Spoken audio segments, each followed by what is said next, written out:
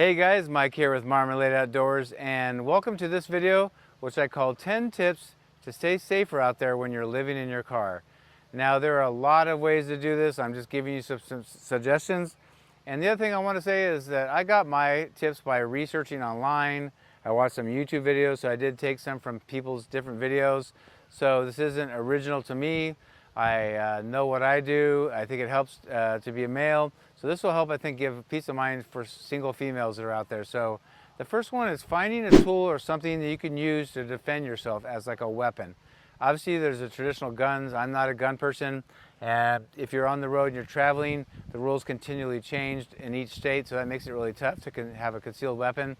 So I'm not a gun person. I would never do that. But it could be everything from a whistle, something to make a loud noise. It could be bear spray. How about a paint gun? Paint gun's an interesting one. It would sting but not kill somebody or hurt somebody. And even your trekking pole, something to defend yourself. You know, I carry an axe that I use for my fireplace, so I could use something like that. So I think we're all different, and whatever makes you feel safe. But I think that's an easy one, and there's a lot of other choices besides that, but maybe that'll help you. Number two is a rough one because most of us are not criminals. We don't want to hurt people or steal their things. Most of us are good, honest people. But I think maybe trying to think like a criminal when you're out there. When you evaluate what you have, whether you have a big RV or a small little car. I like my SUV because it's incognito. I could literally pull up in other cars and sleep and nobody would know it. But when you have a bigger rig and something that's obvious that you're a van or something you're living in, it's kind of obvious. So I think this is kind of common sense, but you don't flaunt what you have. I wouldn't leave things out, like, you know, when you're there, obviously your stuff's fine. But even then, you know, having lots of stuff out may attract somebody that has, you know,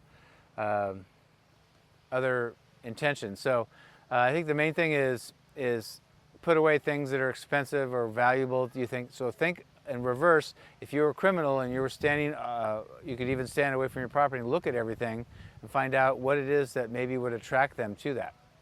All right, number three is carry a knife on your hip. Obviously, you're not supposed to do this in most states when you go into stores and into town.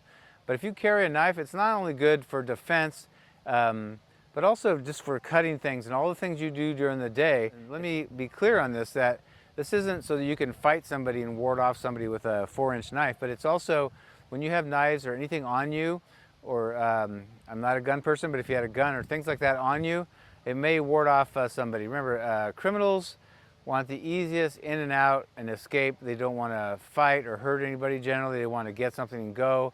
If you're there and you have a lot of these things that I'm talking about, they may just pass you over and go to the next person. So having some kind of knife or something on your waistband will help you, and it just becomes a habit after a while. Okay, number four is pretty cheap and easy, but get some kind of outdoor lights. So especially if you have a big rig, some of them come with them, but you can get some portable ones. They're not expensive anymore. They're LED. You can get lights to light up your place. The best one I think would do too also, if you could remove them and take them with you, is a motion sensor. So you could have lights at night, so it lights everything up so nobody's going to sneak in on you at night.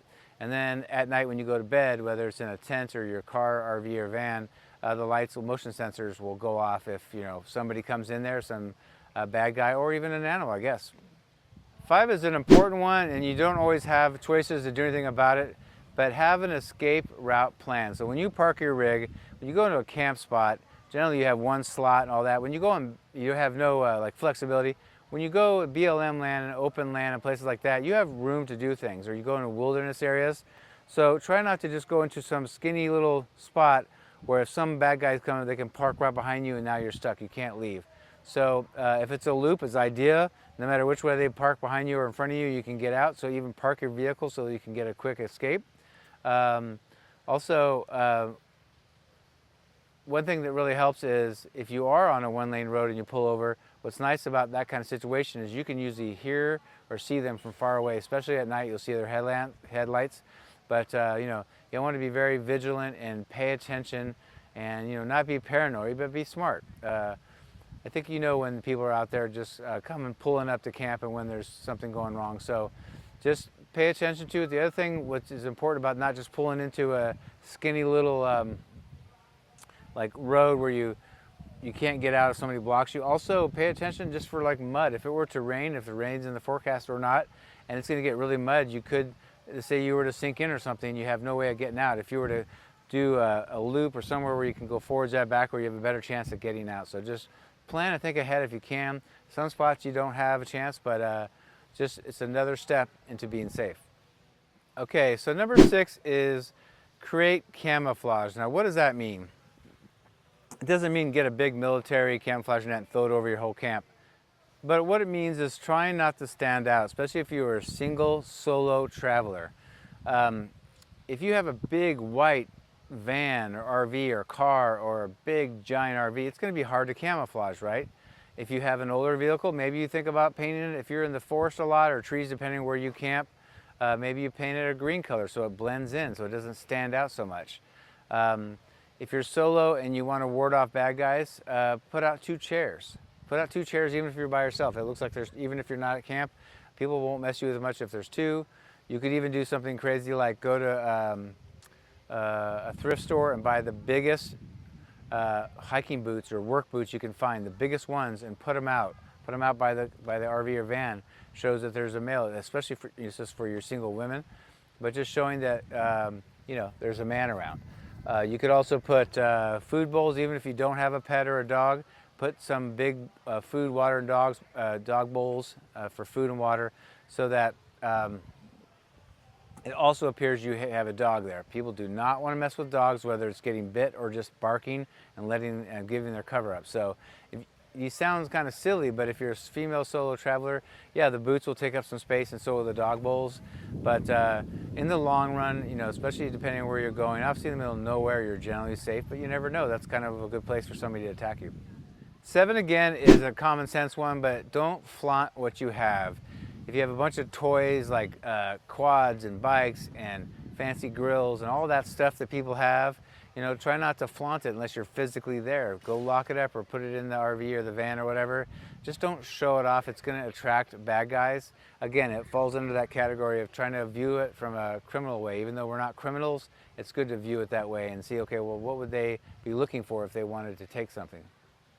All right, the 8th one is, I know this is hard if you're solo. I'm a solo traveler, but if you can do trips or travel or meet people in groups and camp in groups, obviously safety in numbers. A lot of times you're going to be somewhere where there's no service or no Wi-Fi and things like that. So one of the things that people do when they're in groups is, because they can't call each other or call out, they'll carry even cheapo walkie-talkies. And that way, like if you have a group and you're in one camper and you're in another one, if you hear noises or you want to go, hey, what's going on? You can talk in the walkie-talkie. So that works really well. All right, number 9 is a tough one to do, I know, but it may give you peace of mind, is take a self-defense class. Now, this costs money, of course. If you're traveling, it's hard because, you may not know if this school is good or recommended or whatever. Online nowadays you can see all the reviews and know if a company's good that does that. But it's not just for women, because I actually heard in Bob Wells' video, he said it's funny because we just automatically think, well, men can fight. Well, just because we're bigger than maybe the average woman doesn't mean we can fight better. I think I've only been in one fight. I happened to win that fight, but it was my school bully who traumatized me for probably 3 years.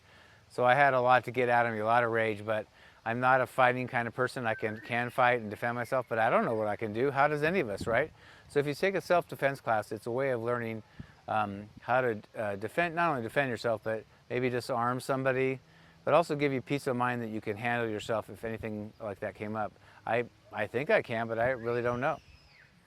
All right, the 10th and final one is also an iffy one, but is how about get a dog?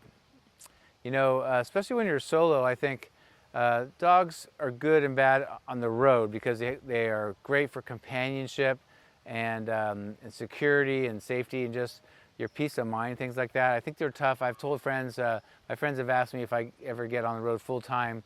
I'm on the road full time, but I live in my car in my neighborhood. But if I ever go on the road, if I'd ever get a dog, and I would love dogs. I would love a dog. But I don't think I would, at least early on, maybe when I get older, but I'm too active and I want to go backpacking and like park my van or car and go backpack for 4 days and go over here and see this state park and do this and do that. And a dog's not allowed in a lot of these places, so it's a tough one. You have to be more maybe sedentary, or maybe if one of you hikes and the other doesn't, the other person that can watch the dog, things like that. But for now, I wouldn't do it, but I think it would be great. It give you companionship. I don't get lonely that easy, but I think some people do. I happen to be an only child, so I've been basically by myself forever. So anyway, that's all 10. I know there's more, but I thought this might help you if you are living on the road and you're solo and maybe you're newer at it. This may help you in some way. I know there's more. Listen down below if you want. If you think of any other topics for living in your car, solo or not, let me know. If I think it's be advantageous to other people, I'll make it. So with that being said, please consider subscribing. It's free, it doesn't cost you a cent. Like the video if you enjoyed it. Hit the notification bell up here if you want to be notified every time I have a new video. And until the next one, we'll see you down the road.